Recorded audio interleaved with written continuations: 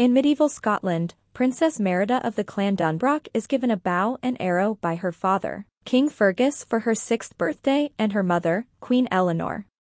While going into the woods to fetch an arrow, Merida encounters a magical blue light. Soon afterward, Mor'du, a huge demon bear, attacks the family. Merida flees on horseback with Elinor, while Fergus and his men fend off Mor'du, though the fight costs him one of his legs.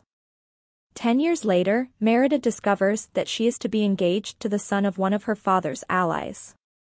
Elinor explains that failure to consent to the engagement could harm Dunbroch, reminding Merida of a legend of a prince whose pride and refusal to follow his father's wishes destroyed his kingdom. The allied clan chieftains and their firstborn sons arrive to compete in the Highland Games for Merida's hand in marriage.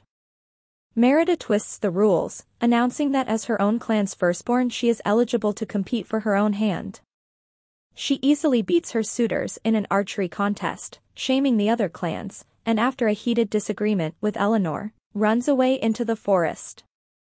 Magical blue light wisps appear, leading her to the hut of an elderly witch. Merida bargains for a spell to change Elinor, and the witch gives her a magical cake. When Merida gives Elinor the cake, it transforms her into a bear, unable to speak but still retaining most of her human consciousness. Merida returns to the witch's cottage with Elinor, only to find it deserted, and discovers a message from the witch. Unless Merida is able to mend the bond, torn by pride, before the second sunrise, the spell will become permanent. Merida and Elinor are led by the magical blue light wisps to ancient ruins, where they encounter Mor'du. Realizing that Mor'du was the prince in the legend, Merida vows that she will not let the same thing happen to her mother, and concludes she needs to repair the family tapestry she deliberately damaged during their argument. They return to the castle to find the clans on the verge of war. Merida intends to relent and declare herself ready to choose a suitor as tradition demands. The clans agree, breaking tradition but renewing and strengthening their alliance. Merida sneaks into the tapestry room with Elinor, while Fergus, looking for his wife, finds out she's gone. Elinor, who is losing her humanity, attacks Fergus, but suddenly regains her composure and flees the castle.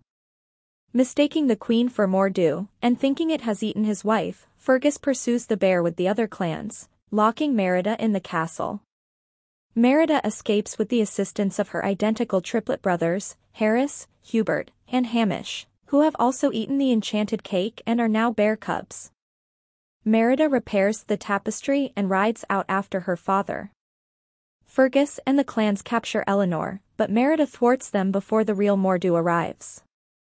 Mor'du battles with the clan warriors and targets Merida, but Elinor intercedes, holding off Mor'du and causing him to be crushed by a falling menhir.